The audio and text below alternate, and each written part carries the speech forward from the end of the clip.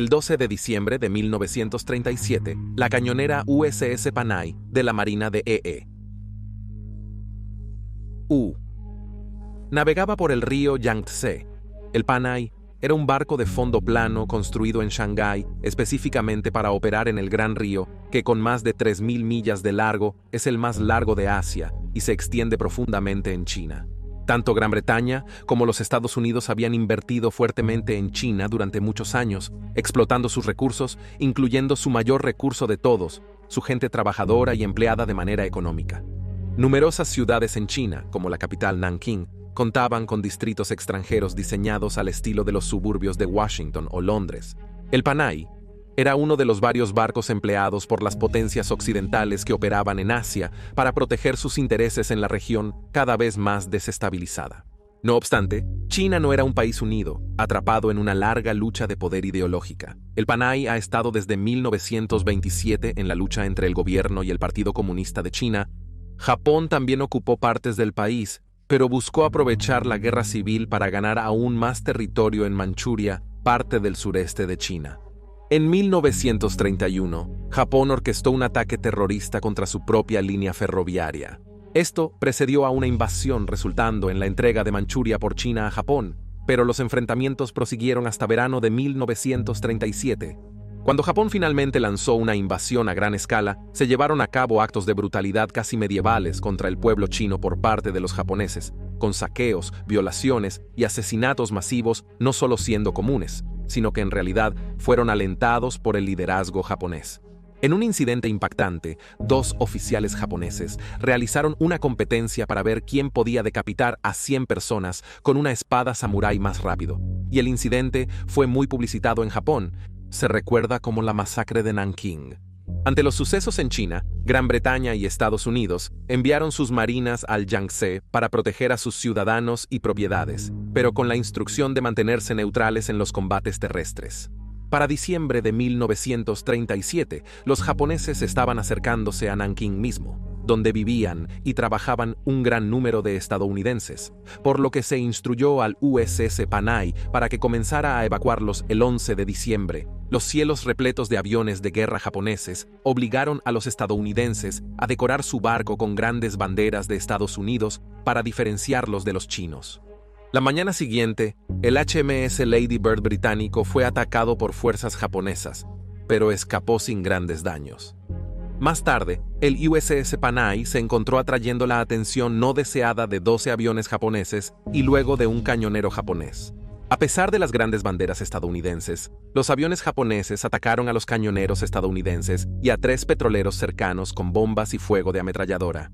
Más de 50 civiles y tripulantes a bordo resultaron heridos y luego fueron rescatados por el HMS Lady Bird y el HMSB mientras el Panay se hundía, mientras que 3 estadounidenses, Charles L. Ensminger, Carlos H. Carlson y Edgar C. Hulsebus, murieron en el ataque junto con un reportero italiano. Serían los primeros estadounidenses en morir en batalla entre las fuerzas del Imperio japonés y los Estados Unidos de América casi exactamente 4 años antes del ataque japonés a Pearl Harbor.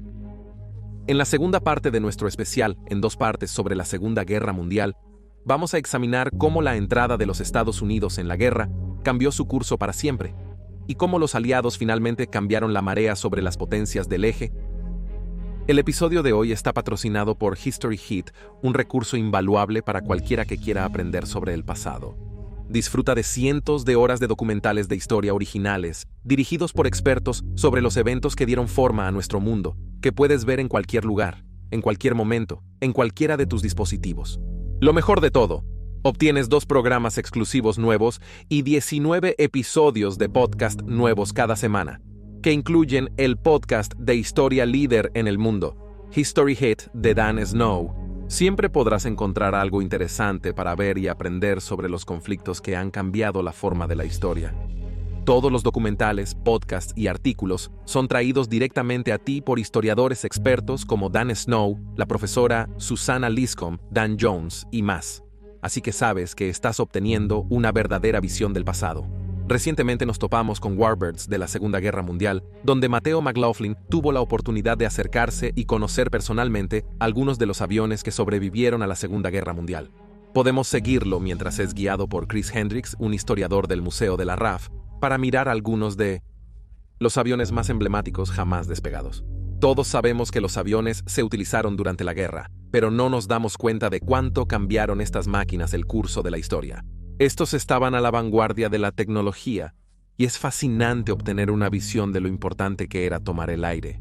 Este mes History Hit ofrece una promoción especial.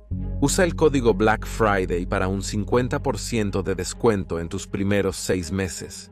Haz clic en el enlace para descubrir más. Gracias de nuevo a History Hit por patrocinar este episodio. Bienvenido a las guerras de los mundos.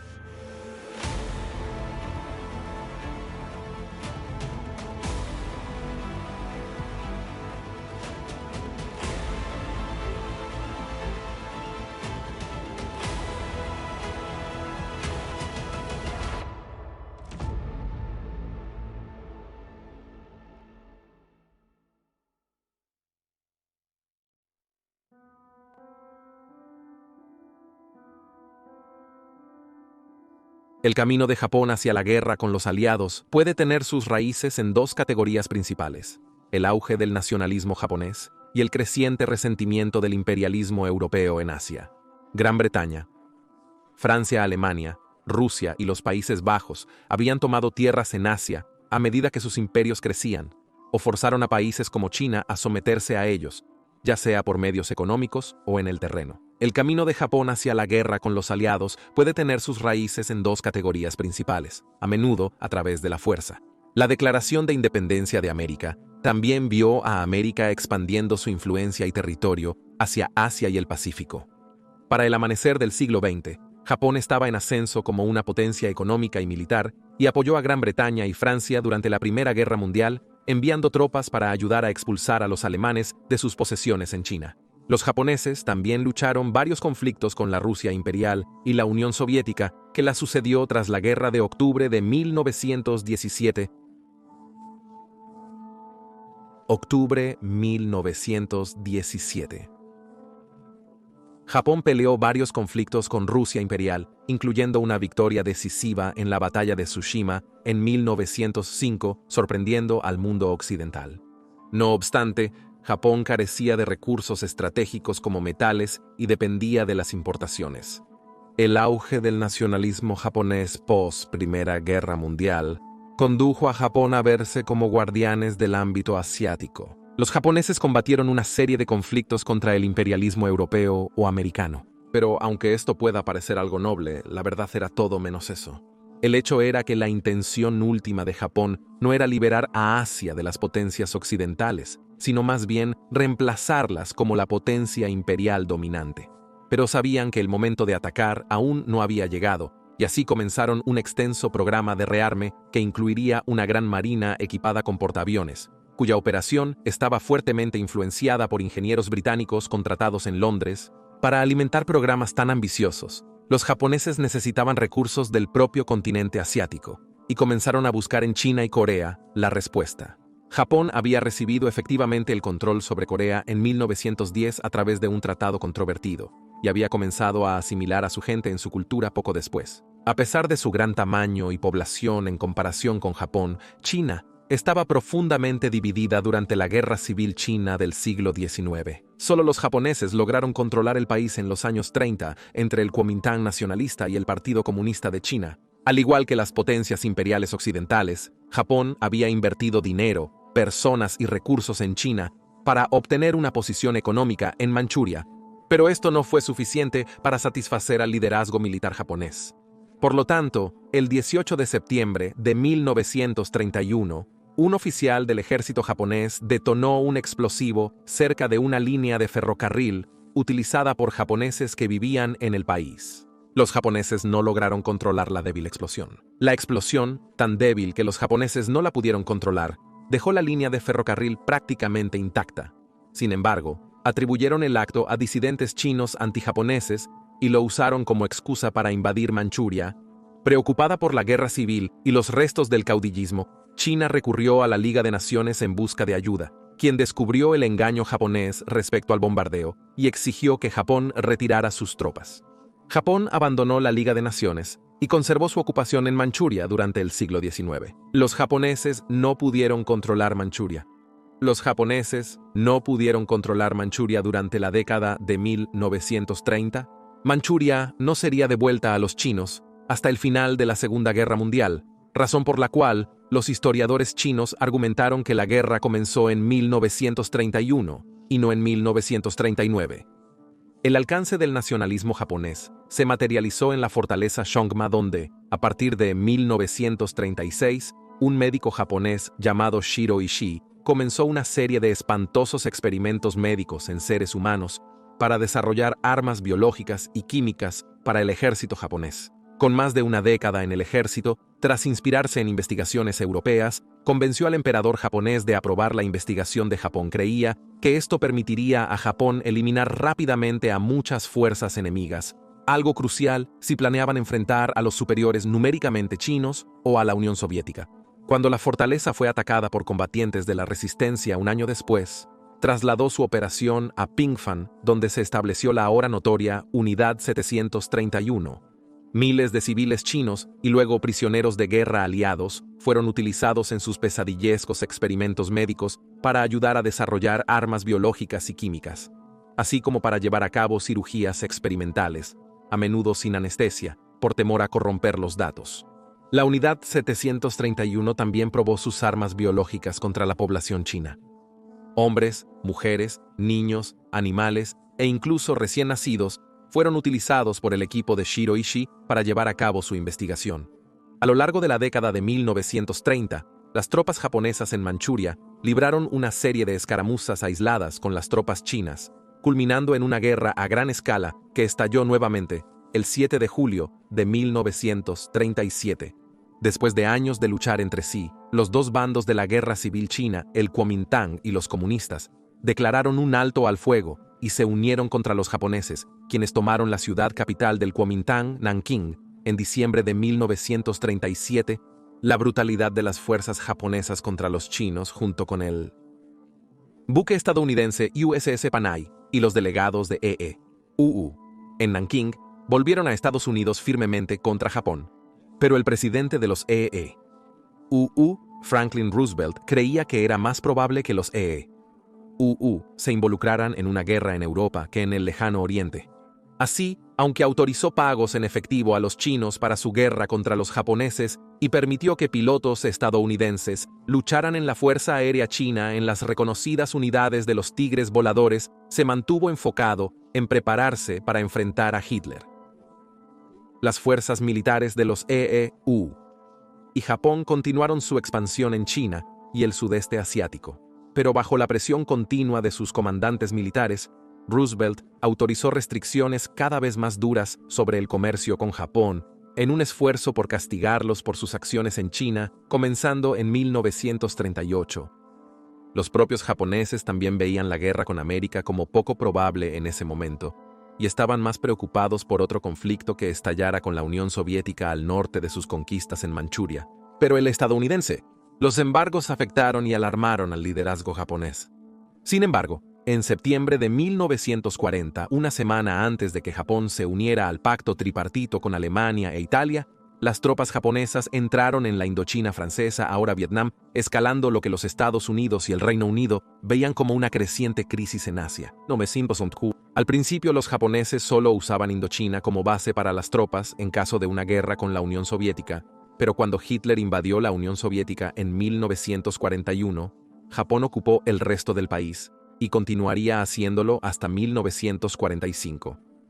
Tras la entrada de tropas japonesas en la Indochina francesa, Estados Unidos impuso a Japón sus sanciones más severas, bloqueando las exportaciones esenciales de chatarra metálica y prohibiendo a los navíos japoneses el uso del Canal de Panamá. Las tensiones entre ambos lados se intensificaron durante 1941, conduciendo a negociaciones para una solución pacífica. Sin embargo, para el ejército japonés, particularmente la Marina, la guerra con Estados Unidos era inevitable. Los japoneses planeaban invadir posesiones británicas, holandesas y francesas en el sudeste asiático, bajo su esfera de coprosperidad de la Gran Asia Oriental. Sin embargo, esta expansión los expondría a un ataque de Estados Unidos desde Filipinas si decidieran intervenir. Así, empezaron a planear un ataque crucial a la Marina de los Estados Unidos para destruirla antes de su movilización.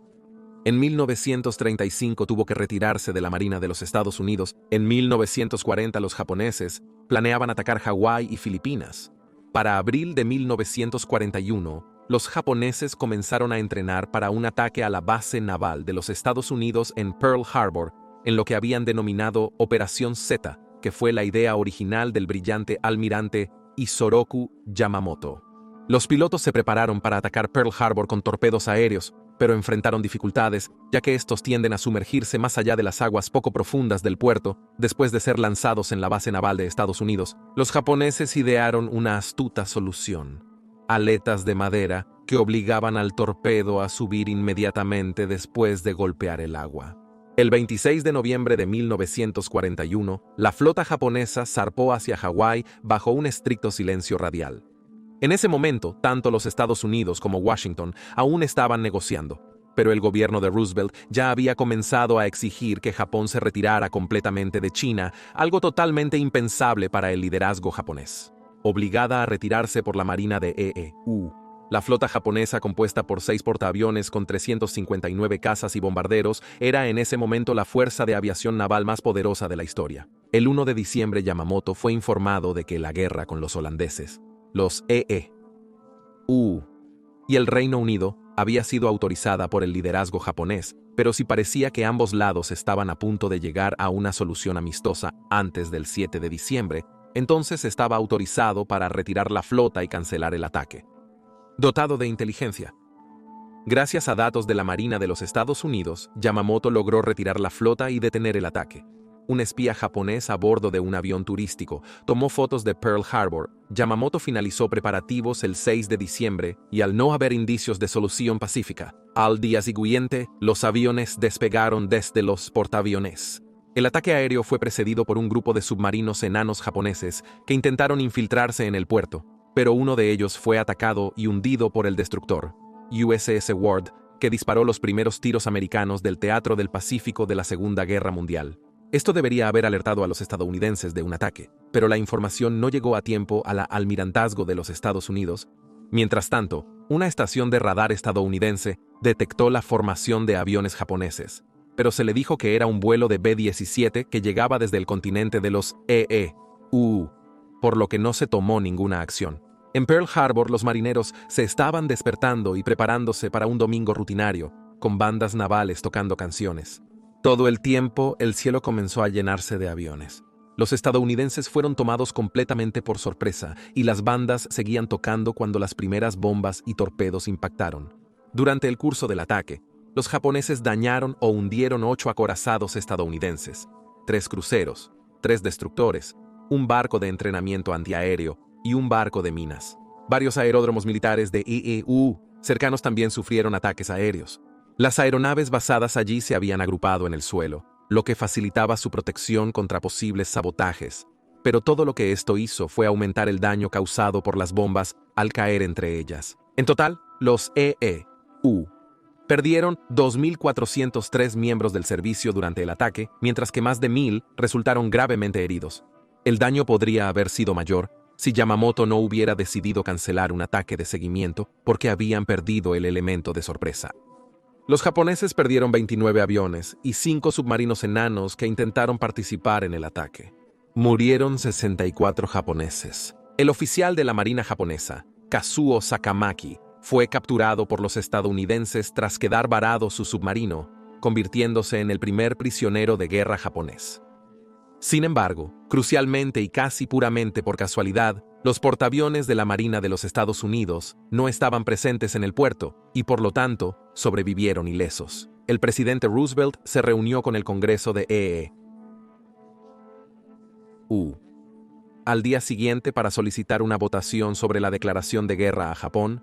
La votación fue casi unánimemente a favor de la guerra, salvo una objeción de la representante Jeanette Rankin de Montana. Ella le dijo al Congreso: «Como mujer, no puedo ir a la guerra, y me niego a enviar a alguien más». En su discurso, Roosevelt describió el 7 de diciembre como una fecha que viviría en la infamia. Menos de 4 días después del ataque a Pearl Harbor, Adolf Hitler, actuando bajo su propia autoridad y sin consultar a su personal, ordenó a su gobierno declarar la guerra a los Estados Unidos en apoyo a Japón y, en respuesta, la Marina de los Estados Unidos a lo que él consideraba como una violación de su neutralidad por parte de los Estados Unidos al apoyar a Gran Bretaña. Los Estados Unidos de América ahora estaban firmemente envueltos en la Segunda Guerra Mundial.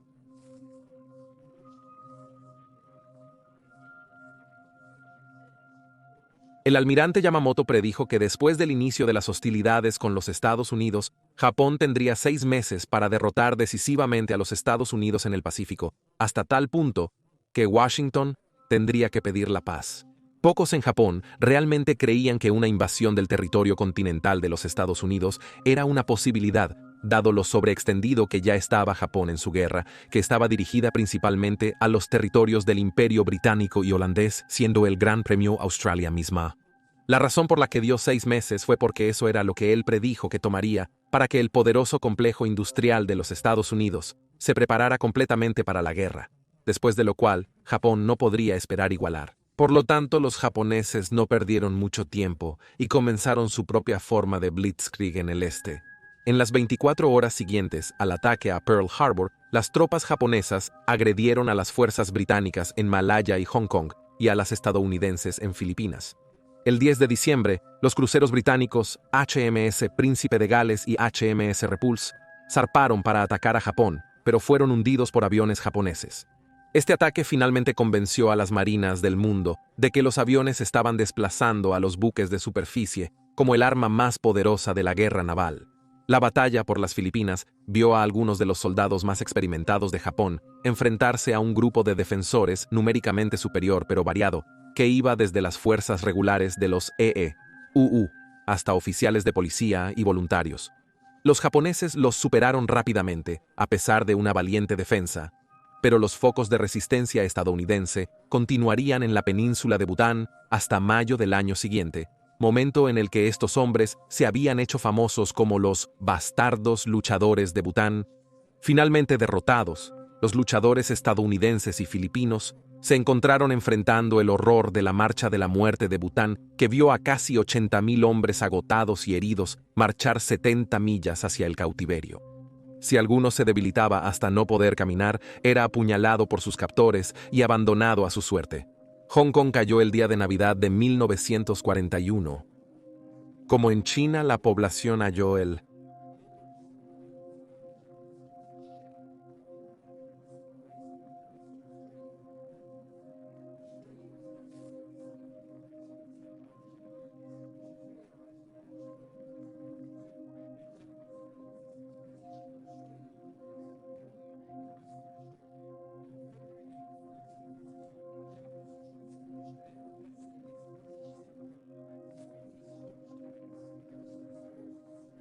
en Broome, en Australia Occidental. El 8 de febrero de 1942, las tropas japonesas atacaron Singapur británico. A pesar de una defensa sólida, la guarnición tuvo que rendirse en poco más de una semana. Al igual que en Hong Kong, la población fue sometida a una brutalidad impactante, incluyendo un incidente que vio a médicos, enfermeras y pacientes de un hospital ser bayoneteados. Un mes después comenzó la campaña de Birmania con el objetivo japonés de asegurar el importante puerto marítimo de Rangún y cerrar las rutas de suministro terrestre a los chinos. Los japoneses fueron acompañados en su esfuerzo por ejércitos nacionalistas indios y birmanos que querían eliminar a los británicos de sus países. Un ejército de Tailandia también apoyó a los japoneses, pero fue aquí donde su avance finalmente comenzaría a atascarse. La densa selva y el intenso clima hicieron que la lucha aquí fuera un proceso amargo, doloroso y lento. A pesar de sus esfuerzos, los japoneses no pudieron quebrantar la defensa aliada. La campaña de Birmania continuaría hasta el final de la guerra, mientras los aliados empujaban lentamente a los japoneses hacia atrás. El 18 de abril,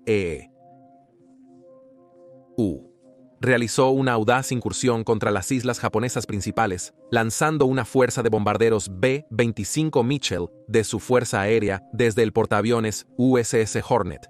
Los 16 bombarderos liderados por el teniente coronel James Jimmy Doolittle se dividieron para atacar Tokio, Yokohama, Yokosuka, Nagoya, Kobe y la costa oeste, y Osaka antes de volar a China.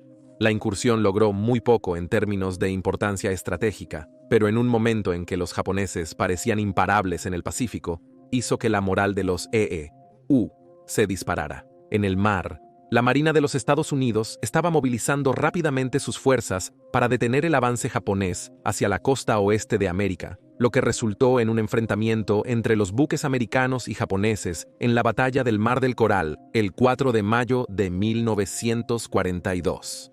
La batalla vio a los aviones como el principal medio de lucha, y como tal fue la primera batalla naval en la historia donde los barcos de ambos lados nunca se vieron uno al otro.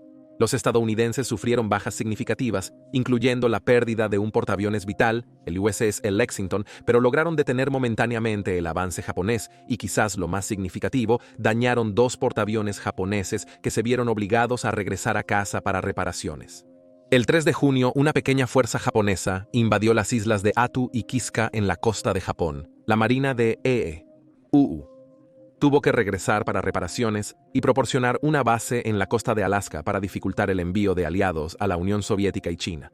Debido a la lejanía de las islas, las condiciones climáticas extremas y los eventos en el Pacífico Sur, pasaría más de un año antes de que una fuerza estadounidense y canadiense numéricamente superior pudiera eliminarlas en agosto de 1943.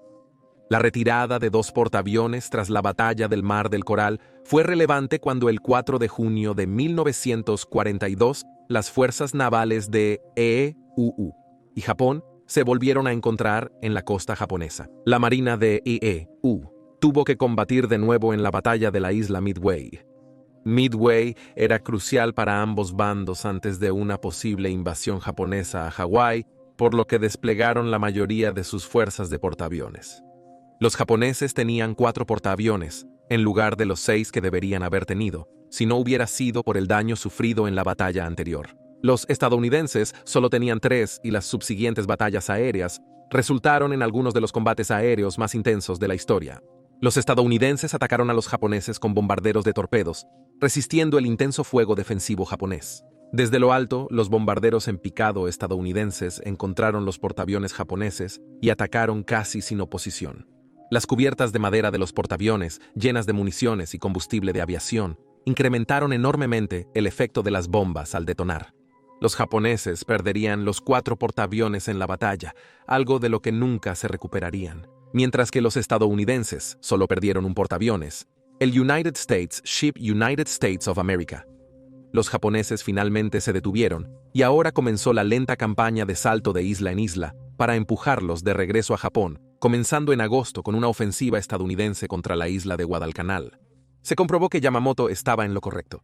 Después de 6 meses de victoria, los japoneses perdieron la iniciativa y la marea se volvió en su contra.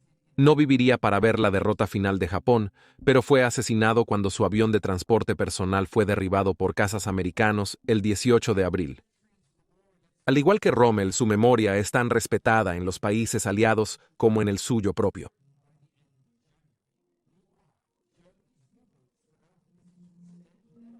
La entrada de América en la guerra contra la Alemania nazi comenzó en serio con la llegada de las primeras tropas americanas a Gran Bretaña a finales de enero.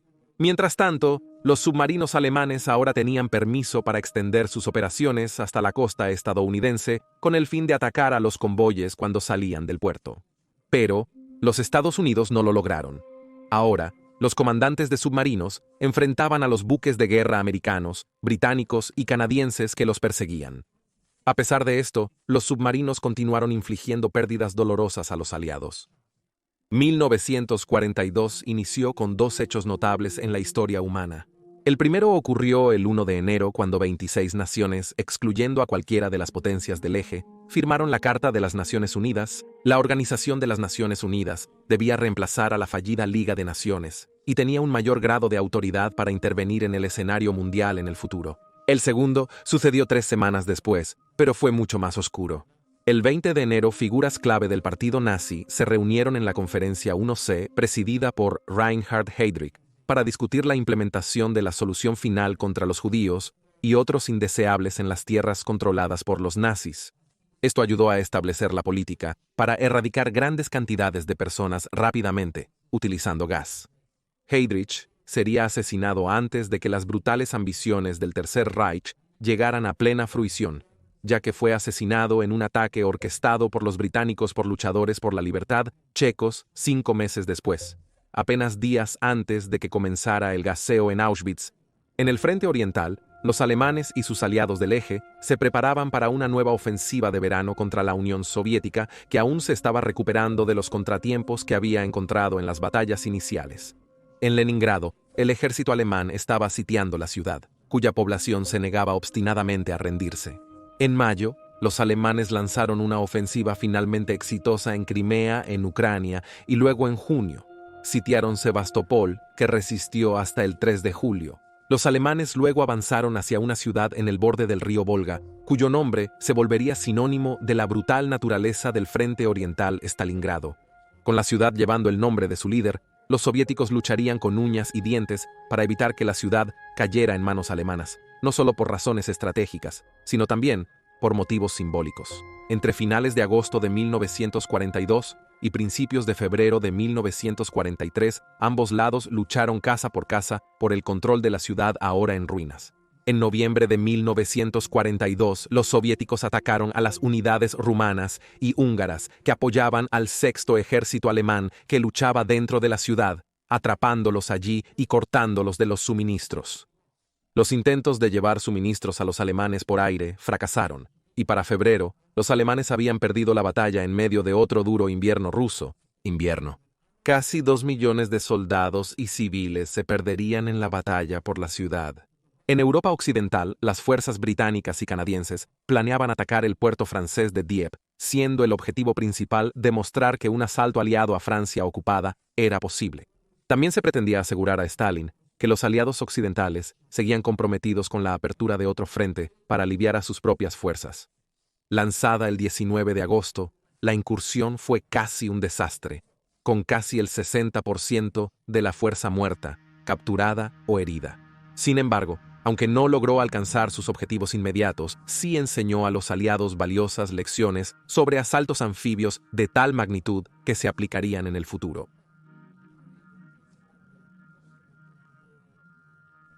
En los años entre guerras, hubo avances notables en tecnología aeronáutica, en particular los bombarderos, que se hicieron más grandes, rápidos, podían volar más alto y llevar más bombas en la frontera europea. La Fuerza Aérea fue capaz de volar más alto y transportar una mayor carga de bombas a lo largo del continente europeo.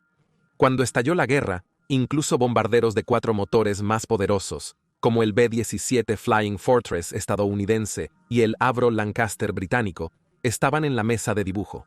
Pero el problema era que no había una forma verdaderamente precisa de lanzar bombas sobre un objetivo de número de bombas sobre un área grande de importancia estratégica. Estos objetivos a menudo se centrarían en complejos industriales, como fábricas o refinerías, pero también incluirían la infraestructura para apoyarlos y las personas que trabajaban allí, sus tiendas, iglesias y hogares, cualquier cosa relacionada con la vida cotidiana. Finalmente, se consideraba que el número de muertes que tales actos crearían sería suficiente para volver locos de miedo a los supervivientes, lo que llevaría a un colapso del orden social, y con el país ya no capaz de funcionar, se vería obligado a rendirse. Esta doctrina era conocida por muchos términos: bombardeo en alfombra, negación de área, bombardeo estratégico, pero la verdad era que era tanto una forma de terrorismo sancionado por el gobierno como un objetivo estratégico. Hitler y la dirección nazi en particular creían en tales tácticas, reflejando su visión de los pueblos inferiores fuera de Alemania. Los nazis dieron al mundo una muestra de tal poder durante la Guerra Civil Española y luego nuevamente durante la invasión de Polonia. En ambas instancias, los alemanes resultaron finalmente victoriosos, pero esto tuvo más que ver con los eventos en el terreno que con el ejército alemán. No sería hasta la Batalla de Gran Bretaña que el concepto de una guerra entre Alemania y por primera vez, el ejército alemán atacó ciudades británicas como Londres, Coventry, Liverpool, Cardiff y Belfast en Irlanda del Norte con bombarderos. Bajo el nombre de Blitz, de septiembre de 1940 a mayo de 1941, bombarderos alemanes efectuaron un ataque masivo a ciudades británicas buscando debilitar la resolución británica de proseguir la guerra. Durante los primeros días del Blitz, el liderazgo británico temió que los alemanes estuvieran alcanzando sus metas, dado el gran número de personas que empezaron a resistir, huyendo de las ciudades y abrumando las estaciones de metro que actuaban como refugios improvisados, algo que el gobierno intentó evitar. No obstante, mientras otras ciudades sufrían ataques, la población que se había marchado empezó a volver, excepto los niños, evacuados durante toda la guerra. El temido colapso del orden social no se materializó, y con Alemania preparando la invasión de la Unión Soviética en 1941, la Luftwaffe retiró gran parte de su fuerza de bombarderos para apoyar las campañas del Este y de África en su lugar. Sin embargo, más de 45.000 personas perecieron en el Blitz, y en lugar de lograr la victoria para los alemanes, endureció la resolución británica, que ahora pedía venganza por los perdidos. Para muchos observadores, el fracaso del Blitz demostró las insuficiencias de intentar aterrorizar a las poblaciones hasta someterlas mediante bombardeos. Algunos ingenieros en Gran Bretaña, como el talentoso Barnes Wallis, creían tener una solución al problema de la precisión, con una propuesta para crear bombas muy pesadas llevadas por los británicos. Para este fin, el gobierno británico intentó con bombarderos superpesados. Estas bombas pesadas no se desviaban de sus puntos de mira como lo hacían las bombas más ligeras, a menudo facilitando predecir dónde aterrizarían y así aumentar la precisión. Más adelante en la guerra, las propuestas de Wallace se demostrarían en gran medida correctas, con bombarderos británicos capaces de golpear objetivos como viaductos estrechos y barcos desde la altura utilizando bombas Grand Slam de 22.000 libras lanzadas por Lancasters modificados. Wallace y sus seguidores querían construir una flota de estos bombarderos superpesados para apuntar a las fábricas y astilleros de Alemania, negando así a los alemanes la capacidad de construir las herramientas para la guerra. Sin embargo, encontró hostilidad abierta de líderes de la RAF. Muchos aún valoraban el bombardeo de área. El mariscal del aire, Sir Arthur Harris, quien tomó el mando del bombardeo de la RAF en 1941, creía en su capacidad. Harris, con el respaldo de Churchill, instó a la RAF a bombardear zonas cruciales de armamento alemán. En un intento de someter a Alemania, con operaciones iniciadas en 1942, ahora respaldadas por la Fuerza Aérea del Ejército de Estados Unidos, la Unión Soviética también atacó ciudades alemanas, incluyendo Berlín, con bombarderos de manera intermitente, pero esto no fue en conjunto con los aliados occidentales, y a menudo fue en represalia o con fines de propaganda. Harris utilizó el Blitz como justificación para su campaña. Como él lo expresó, los nazis entraron en esta guerra bajo la ilusión bastante infantil de que iban a bombardear a todos los demás, y nadie iba a bombardearlos a ellos. Sembraron el viento y ahora van a cosechar el torbellino. Harris aprendió las lecciones equivocadas del Blitz. En primer lugar, creía que una población que vive bajo un régimen totalitario, como la Alemania nazi, se quebraría bajo una campaña de bombardeos sostenida, ya que el deseo de ser libre se fortalecería a medida que aumentara el resentimiento hacia los nazis. En segundo lugar, creía que la Luftwaffe alemana carecía de la fuerza de bombarderos necesaria para que tal campaña tuviera éxito, ya que estaba organizada principalmente en apoyo del ejército alemán en lugar de operaciones estratégicas, como cada vez más lo estaba la RAF. Harris y sus seguidores se sintieron inicialmente decepcionados con los primeros resultados de su campaña de bombardeo, citando problemas continuos con la navegación, que era especialmente un problema para la RAF, que realizaba sus operaciones de noche para protegerse de las fuerzas de cazas diurnos de Alemania. Esto se resolvería con el tiempo, mediante balizas de navegación y posteriormente con radares en las aeronaves. Las tripulaciones aéreas de Estados Unidos, volando bombarderos más protegidos que los de la Real Fuerza Aérea, volaban de día para mejorar la precisión de la navegación. No obstante, acertar un objetivo era difícil y eran constantemente acosados por cazas enemigos en su trayecto, causando grandes pérdidas. Las pérdidas iniciales fueron tan enormes que Estados Unidos contempló cesar las operaciones diurnas y unirse a las nocturnas de la Real Fuerza Aérea. Harris creía que la solución era simplemente aumentar el número de aviones en el aire, para aumentar la devastación causada abajo y la protección cooperativa para los aviones. Esto llevó a la Operación Milenio, un plan audaz que requería más de 1.000 bombarderos de la RAF, casi todos los aviones disponibles en el comando de bombarderos, incluyendo aviones de entrenamiento, para tomar los cielos contra una sola ciudad, específicamente Colonia. El 12 de mayo, la Fuerza Aérea de los Estados Unidos anunció que la Real Fuerza Aérea podría volar de noche, y el 30 de mayo de 1942, la ciudad sufrió el ataque aéreo más concentrado hasta la fecha. Durante los siguientes 2 años y medio, los bombarderos aliados destrozaron las ciudades alemanas, creyendo que derrotaría a Alemania, pero como se había demostrado en el Blitz contra Londres, solo endureció la determinación del pueblo alemán y ató gran parte de los recursos de los aliados. No obstante, logró devastar gran parte del sector industrial alemán, forzándolos a trasladar fábricas y destruir muchos complejos industriales. Aún así, destruyó gran parte de las industrias alemanas en montañas y campos. Pero no logró detener completamente la producción de guerra alemana, ni provocó un levantamiento contra los nazis, pero sí se cobró cientos de miles de vidas civiles, lo que lleva a algunos historiadores a calificar ahora la campaña de bombardeo aliada como un crimen de guerra. Japón tampoco se salvó de tal destrucción desde arriba, que solo aumentó en intensidad a medida que avanzaba la guerra, y las islas principales de Japón estaban cada vez más al alcance de los bombarderos aliados, como el inspirador de guerra Boeing B-29 Superfortress. Las ciudades japonesas todavía estaban en gran parte hechas de madera, por lo que los bombarderos estadounidenses lanzaron miles de toneladas de dispositivos incendiarios sobre ellas, lo que inició vastos incendios que arrasaron las ciudades mucho después de que el ataque había terminado. El 9 de marzo de 1945, Tokio fue sometido a un masivo ataque de 334 B-29s que lanzaron armas incendiarias, los incendios de las cuales mataron a más de 100.000 personas. Las tripulaciones de bombarderos aliados fueron vistas como héroes, ya que, durante un tiempo, fueron la única fuerza que llevó la guerra directamente a la Alemania nazi y Japón. No obstante, al vislumbrarse el fin de la guerra y al ver imágenes de lo que los bombardeos aliados habían causado a nivel mundial, las poblaciones de Gran Bretaña y Estados Unidos empezaron a rechazar a las tripulaciones de bombarderos.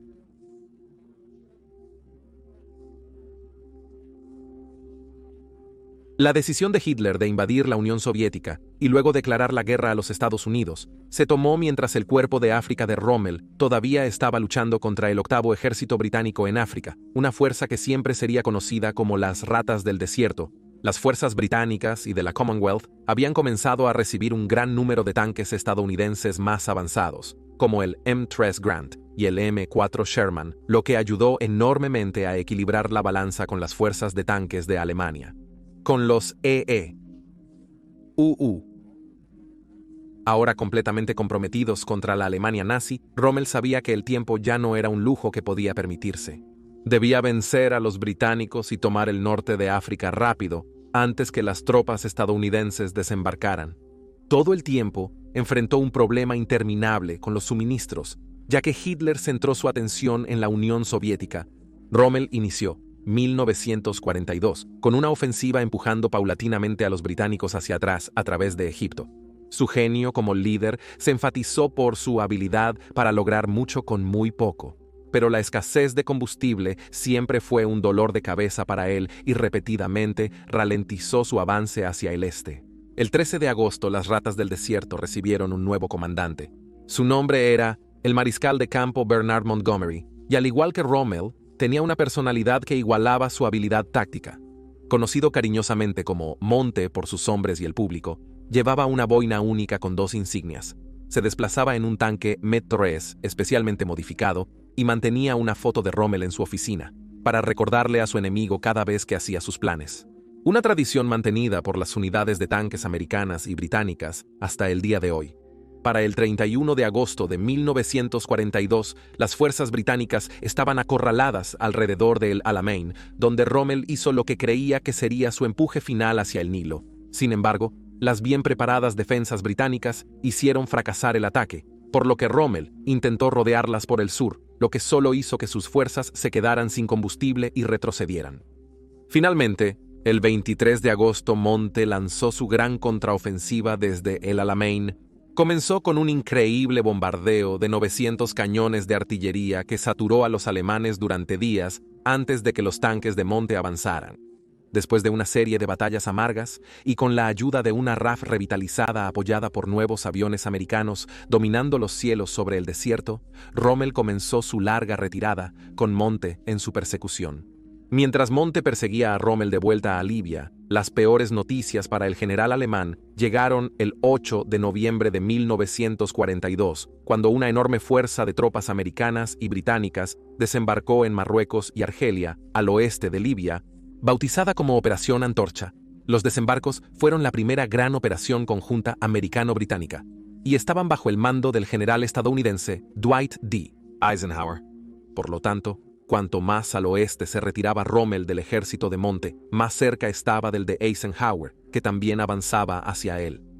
Durante el próximo año, Rommel continuaría luchando una batalla cada vez más desesperada, teniendo que enfrentarse a inmensas fuerzas aliadas en dos frentes, mientras sufría crónicas escaseces de suministros y tenía que lidiar con Hitler, quien estaba cada vez menos interesado en África. Incluso cuando Hitler liberaba suministros para Rommel, cada vez más, eran interceptados por las fuerzas navales estadounidenses y británicas que inundaban el Mediterráneo.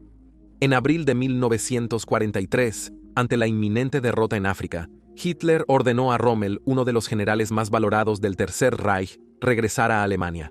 El Cuerpo de África colapsó finalmente en mayo de 1943.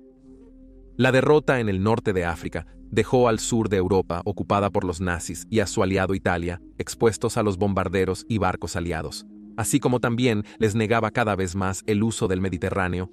Rommel mismo más tarde se suicidaría, después de ser implicado en un complot para matar a Hitler. Ahora había un debate entre los aliados sobre qué hacer a continuación. La Unión Soviética había estado exigiendo que los aliados occidentales abrieran un segundo frente en Europa desde que América entró en la guerra. Los estadounidenses estuvieron de acuerdo y querían atacar Francia lo antes posible, pero Churchill, por otro lado, creía que Italia sería el mejor escenario para abrir un nuevo frente en Europa. El dictador fascista, Benito Mussolini, estaba perdiendo cada vez más su control sobre el poder, y Churchill creía que si Italia era invadida, su gobierno caería, al igual que cualquier resistencia organizada. Por esta razón, etiquetó a Italia como el vientre suave de Europa, y en la conferencia de Casablanca logró convencer a Roosevelt para que aceptara apoyar un ataque.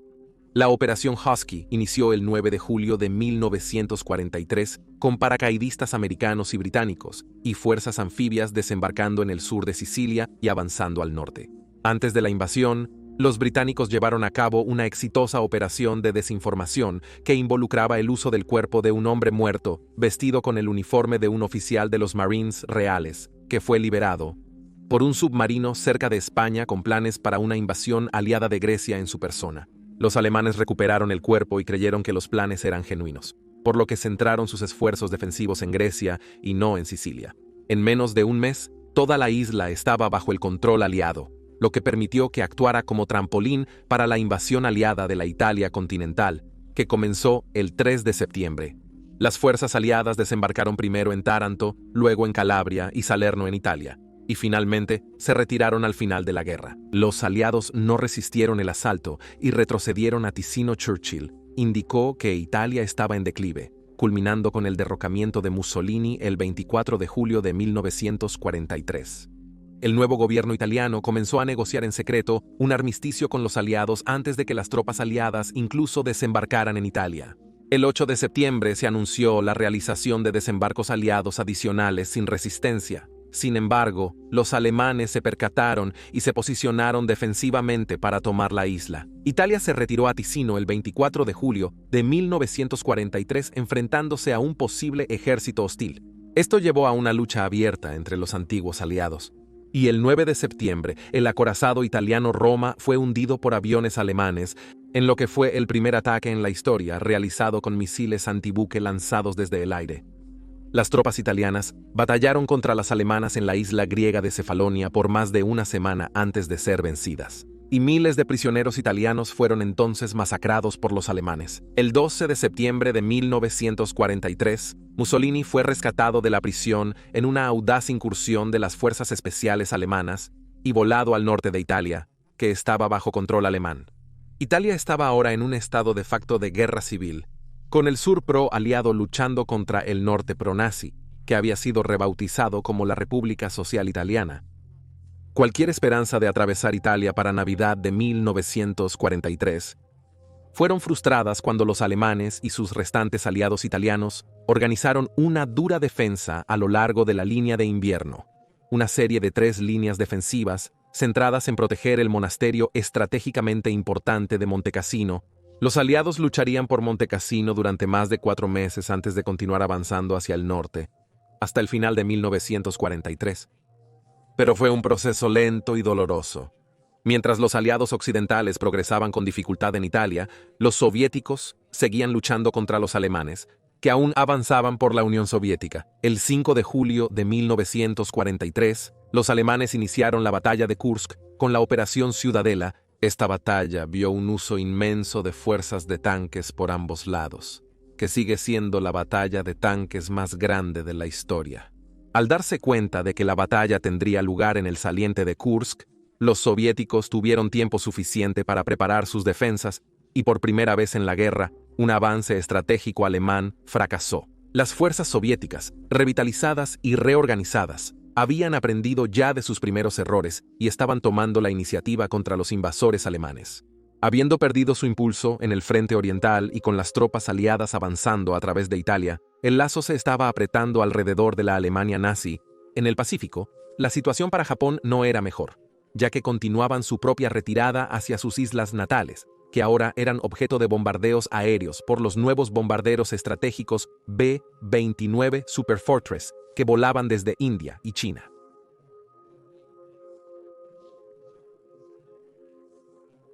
En enero de 1944, las fuerzas soviéticas finalmente levantaron el asedio de Leningrado. La ciudad había resistido durante casi 2 años y 5 meses, e incluso había continuado con una producción limitada de tanques, pero a costa de un estimado de 500.000 de muertos. El inmenso ejército soviético ahora comenzó a avanzar hacia el oeste, empujando a los alemanes y a sus aliados del eje hacia adelante. El 26 de marzo, las tropas soviéticas persiguieron a los alemanes hasta Rumanía y más de un mes después recuperaron Crimea.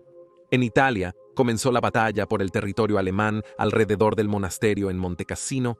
Entre enero y mayo, los aliados lanzaron 4 ofensivas mayores contra los alemanes, que fue clave para sus líneas defensivas, protegiendo el norte de Italia pro eje, pero la tenaz resistencia alemana los repelió hasta que finalmente, el 18 de mayo de 1944, los aliados rompieron, por una línea de 20 millas. La victoria costó a los aliados 55.000 hombres, y fue recibida con una gran cantidad de críticas cuando el antiguo monasterio fue bombardeado por aviones de guerra aliados. Los aliados luchaban en Montecassino. Otra fuerza aliada desembarcó en Anzio, en un intento de flanquear las principales líneas defensivas alemanas. Bajo el liderazgo del mayor general Juan Lucas del Ejército de Estados Unidos, los aliados desembarcaron y establecieron una cabeza de playa, pero fueron retenidos por una valla de alambre de púas. Los aliados tuvieron que retroceder hasta mayo, cuando Lucas fue relevado de sus funciones. Con la victoria en Cassino y la salida de Anzio, los aliados avanzaron hacia Roma con las primeras unidades del ejército de los E.E.U. Llegando a la ciudad el 4 de junio, en el lejano oriente, los japoneses lanzaron una gran ofensiva para expulsar a las fuerzas del Imperio Británico de Birmania e India. A pesar de algunas ganancias tempranas y la naturaleza característicamente brutal de la guerra en la selva, los japoneses fueron detenidos y luego retrocedieron. Revela que los aliados no ganaron la guerra y que fue una de las últimas ofensivas importantes de Japón. En el Pacífico, las campañas de salto de isla continuaron, con numerosas guarniciones japonesas privadas de suministros debido a un bloqueo submarino efectivo de la Marina de E.E.U. a las islas principales de Japón. Sin embargo, los fanáticos japoneses hicieron que los aliados pagaran por cada centímetro de terreno. Stalin solicitó la apertura de un frente occidental en Europa desde que los estadounidenses se unieron a la guerra para aliviar la presión sobre los aliados. Los aliados tuvieron que abandonar el país y unirse a las fuerzas soviéticas. El dictador paranoico confió a sus ayudantes que creía que Occidente retrasaba la apertura de un frente para desgastar a los soviéticos. Para 1944, los aliados occidentales finalmente se estaban preparando para asaltar la fortaleza Europa, lo que obligaría a los ahora superados en número alemanes y a sus partidarios del eje a comprometer recursos en 3 frentes de batalla. Similar a Hitler, planeando invadir Gran Bretaña, los aliados entendían que cruzar el Canal de la Mancha sería un fracaso. Los aliados tuvieron que abandonar el país en verano debido al peligroso clima posterior. Así, Gran Bretaña fue el principal punto de partida histórico en la primera mitad de 1944. Parecía que cada pedazo de tierra disponible se estaba convirtiendo en un aeródromo para aviones, o estacionamientos para tanques y camiones, sabiendo que los aviones alemanes todavía estaban realizando reconocimientos sobre el Reino Unido. Los aliados idearon ingeniosas formas de confundir a la inteligencia alemana, como tanques inflables, aviones de madera que parecían lo suficientemente reales en las fotos de reconocimiento tomadas a gran altura. A medida que se iniciaban los preparativos, los aliados decidieron hacer un ensayo general para resolver cualquier problema en su planificación y equipo. La Operación Tigre requería una invasión de la costa de Devonshire el 27 de abril de 1944. El ejercicio fue un desastre. Primero, un enfoque desordenado resultó en que algunas tropas llegaran a las playas mientras aún había fuego naval. En la arena, simulando el fuego de supresión que podrían esperar en el día D. Las frecuencias de radio entre los barcos americanos y británicos no se compartían, y esto llevó a confusión y dificultad para comunicarse entre sí. Finalmente, durante la noche, el ejercicio fue interrumpido por un ataque de lanchas rápidas alemanas, resultando en cientos de muertos. Tal fue el fracaso del ejercicio que casi se cancela el día D, ya que varios oficiales de alto rango con conocimiento de la invasión de Normandía estaban entre los desaparecidos después del ataque. El ejercicio sorprendió por el temor a que hubieran sido capturados. Para junio de 1944, los aliados estaban preparados para iniciar una invasión. Bautizada como Operación Overlord, estaba bajo el mando del comandante supremo aliado general Dwight D. Eisenhower, y se decidió desembarcar tropas en Normandía en lugar de la opción más obvia de Calais, que era un viaje más corto entre el Reino Unido y Francia. La RAF y las fuerzas aéreas del ejército de los Estados Unidos habían pasado meses debilitando las defensas a lo largo del llamado Muro Atlántico de los alemanes, mientras que la resistencia francesa recopilaba inteligencia sobre las fuerzas alemanas en la zona, así como realizando sabotajes a las conexiones de transporte. El 6 de junio, el día D, comenzó con una inmensa invasión aérea de Normandía por paracaidistas aliados. Se lanzaron en paracaídas tras las líneas para flanquear a los defensores alemanes en la costa.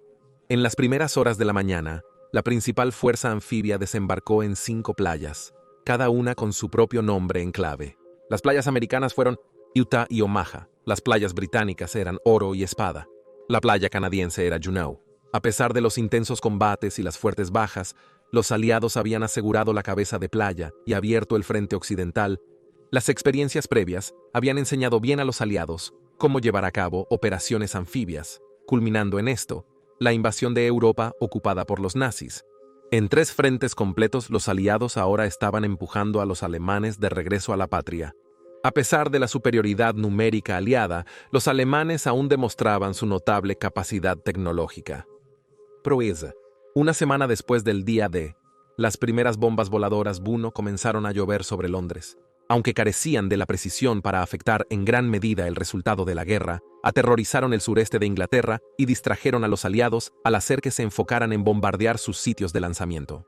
Esto se reforzaría más tarde con la introducción del I-2, que se convirtió en el modelo para los misiles balísticos intercontinentales de hoy. Alemania también había introducido el primer caza a reacción operativo, el Me-262. No obstante, estas armas brindaban una ventaja sorpresiva a los aliados. Hitler tenía tanta fe en los misiles, cazas de cohetes y supertanques de Alemania que desvió recursos muy necesarios para su desarrollo, en lugar de asignar esos recursos a armas más convencionales pero probadas. La tecnología inmadura impedía hacer algo al respecto. Los aliados pudieron impactar, pudieron materializar las fantasías de Hitler, lo que obstaculizó el esfuerzo de guerra de Alemania al consumir sus limitados recursos. Sabiendo esto, algunos de sus generales idearon un complot secreto para matar a Hitler con una bomba, pero el complot falló y los conspiradores fueron ejecutados. En julio, los rusos arribaron a Polonia y en agosto, París fue liberada por los aliados occidentales. Los alemanes ahora estaban en plena retirada, mientras los aliados avanzaban cuidadosa pero constantemente hacia el este. Pero el mariscal de campo Montgomery ideó un plan audaz para acelerar la derrota de Alemania, que implicaba el uso de paracaidistas para capturar una serie de puentes a través del río Rin en los Países Bajos y Alemania. Las fuerzas terrestres luego correrían hacia los puentes para asegurarlos y permitir que las tropas aliadas inundaran la propia Alemania. Era un plan arriesgado, lo que llevó a un general británico a decir famosamente: «Creo que podemos estar yendo un puente demasiado lejos». Monte persuadió a Eisenhower, pero no pudo lograrlo. No pudo hacerlo, sin embargo. La operación comenzó el 17 de septiembre. La operación Jardín de Mercado estuvo llena de problemas. La resistencia fue mucho mayor de lo esperado y no se capturaron todos los puentes. Las fuerzas alemanas rodearon a los paracaidistas y más de una semana después, los elementos aliados restantes tuvieron que abrirse camino de regreso a las líneas aliadas o rendirse.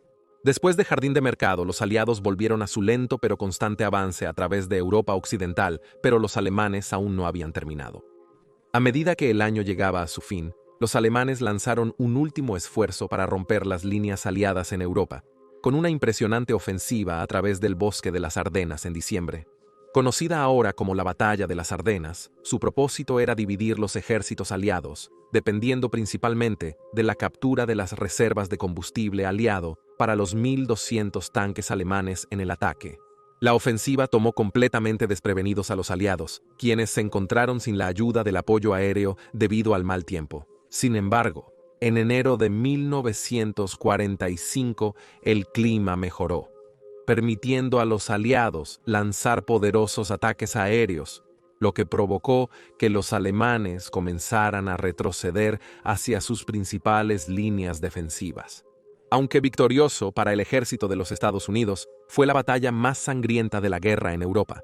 En la batalla del Golfo del Leyte 25 de octubre, las fuerzas aliadas retrocedieron a sus líneas defensivas y los japoneses enfrentaron un nuevo terror, el kamikaze.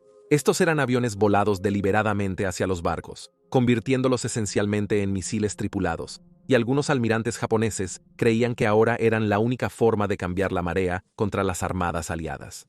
Increíblemente, tal era la creencia en la rectitud de tales actos suicidas, no había escasez de voluntarios. Posteriormente, la doctrina kamikaze incorporó embestir bombarderos aliados y usar cohetes especialmente diseñados.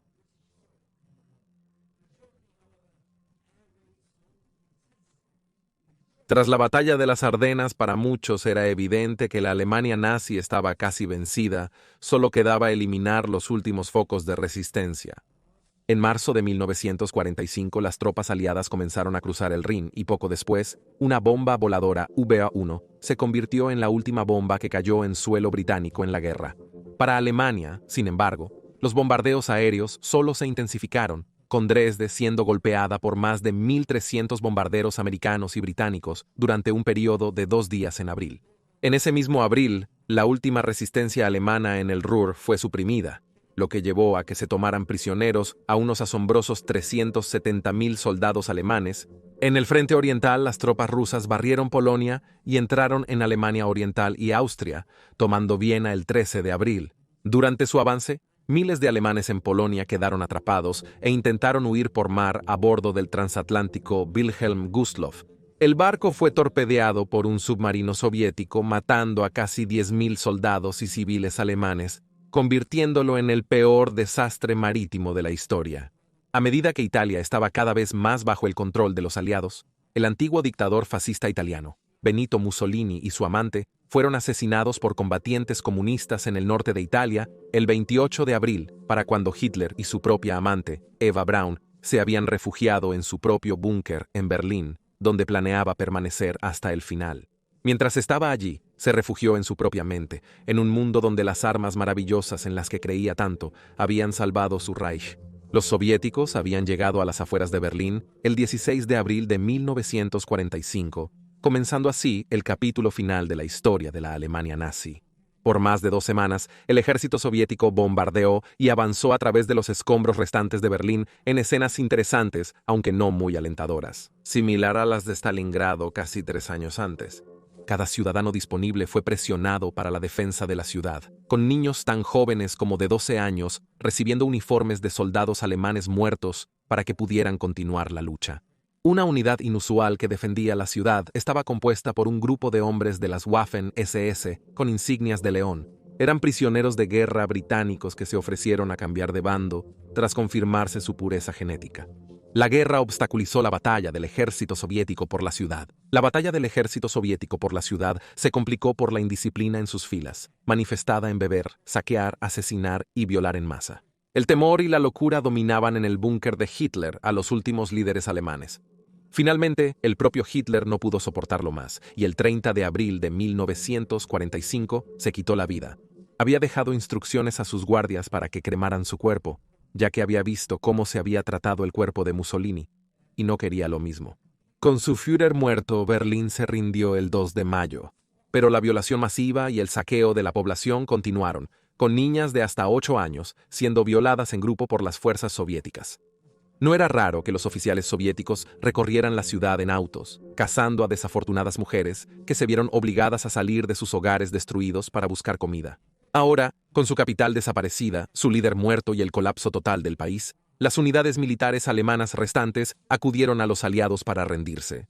El 8 de mayo, el último del ejército alemán se rindió, y se declaró el día U de la victoria en Europa. Sin embargo, en el Pacífico, la lucha continuó y se volvió más sanguinaria a medida que los japoneses se volvían más desesperados. En febrero, la batalla de Iwo Jima comenzó con un intenso bombardeo naval de 3 días a las posiciones japonesas. En la batalla subsiguiente, los estadounidenses perderían casi 7.000 hombres, mientras que los japoneses perderían el 90% de más de 20.000 hombres estacionados en las islas.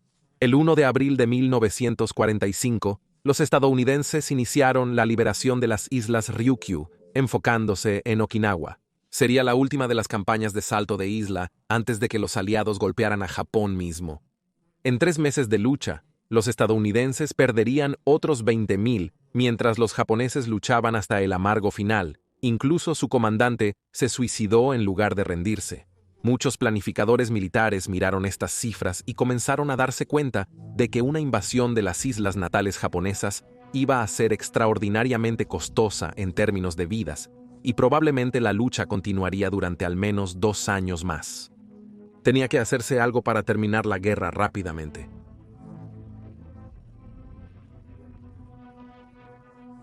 Durante varios años antes de la guerra, se habían propuesto una serie de teorías sobre cómo aprovechar la energía del átomo como fuente de poder y como arma. Winston Churchill estaba especialmente interesado en dicha investigación e incluso publicó documentos sobre su aplicación militar. Había trabajos preliminares en Gran Bretaña, Estados Unidos, Alemania y Japón, pero con el inicio de la guerra, Gran Bretaña cesó su investigación para enfocarse en la defensa nacional. Sin embargo, después de Pearl Harbor, los estadounidenses comenzaron su propio proyecto antes de colaborar con investigadores británicos y canadienses para desarrollar lo que pronto se denominó la bomba atómica, el arma más poderosa de la historia. Los científicos trabajaron en el proyecto Manhattan. Desarrolló la primera bomba atómica del mundo de 1942 a 1945. En el campo de tiro de Alamogordo en Nuevo México, el 16 de julio de 1945, se realizó la primera prueba exitosa de la bomba atómica, confirmando así que los aliados ahora tenían un arma de poder inenarrable. Después de confirmar que el arma podía ser llevada a un objetivo en Japón por un bombardero B-29 Superfortress, el presidente Truman, quien había reemplazado a Roosevelt después de su muerte, el 12 de abril autorizó su uso contra la ciudad japonesa de Hiroshima. El 6 de agosto de 1945, la ciudad fue diezmada por una bomba atómica lanzada por el B-29 Superfortress Enola Gay. La bomba, con nombre en clave Niño Pequeño, tenía una potencia explosiva equivalente a 15.000 toneladas de TNT y mató a más de 100.000 personas. Truman exigió una rendición japonesa inmediata o prometió que habría más ataques con bombas atómicas en lo que describió como un reinado de ruina. Sin que se produjera una rendición, Truman ordenó otro ataque, esta vez en la ciudad de Kokura, pero estaba oscurecida por nubes y una pantalla de humo, por lo que la tripulación del B-29 Boxcar voló a su objetivo secundario, Nagasaki. A las 11:02 la bomba detonó con una potencia de 21.000 toneladas de TNT, matando a más de 80.000 personas. El 15 de agosto, el emperador japonés anunció que el país se rendiría a los aliados con la firma formal de la rendición, que tuvo lugar el 2 de septiembre, ahora recordado como el Día PJ, el fin de la Segunda Guerra Mundial.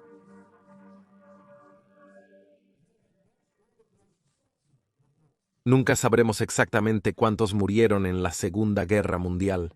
Las estimaciones indican que unos impresionantes 60 millones de personas, el 3% de la población mundial de 1940. Tras la guerra, se revelaron los crímenes de guerra nazis y japoneses, conduciendo a una serie de juicios por tales masacres. Sin embargo, no todos los responsables fueron llevados ante la justicia. Joseph Mengele, un tiránico médico nazi que realizó experimentos con gemelos en campos de concentración, escapó a Sudamérica, donde murió en 1979.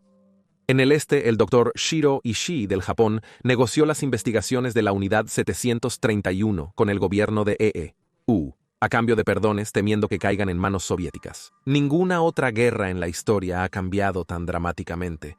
No solo el mundo político, sino el mundo cotidiano. Las tecnologías desarrolladas durante la guerra, como los motores a reacción, la cohetería y los equipos de comunicación más nuevos, se han integrado todos en nuestras vidas cotidianas. Los cohetes V2, disparados a Londres por Alemania, allanaron el camino para los primeros cohetes espaciales, que lanzaron satélites al espacio, permitiéndonos no solo comunicarnos de manera más eficiente en todo el mundo, sino también mantener un ojo más cercano en nuestro planeta. El progreso en tecnología de aviación, especialmente los motores a reacción, hizo los viajes globales accesibles para todos, no solo para privilegiados. Pero el final de la Segunda Guerra Mundial no trajo la paz en nuestra época. Los aliados triunfantes pronto se enfrentaron entre sí, pensando que la siguiente guerra involucraría a Washington y Londres contra Moscú.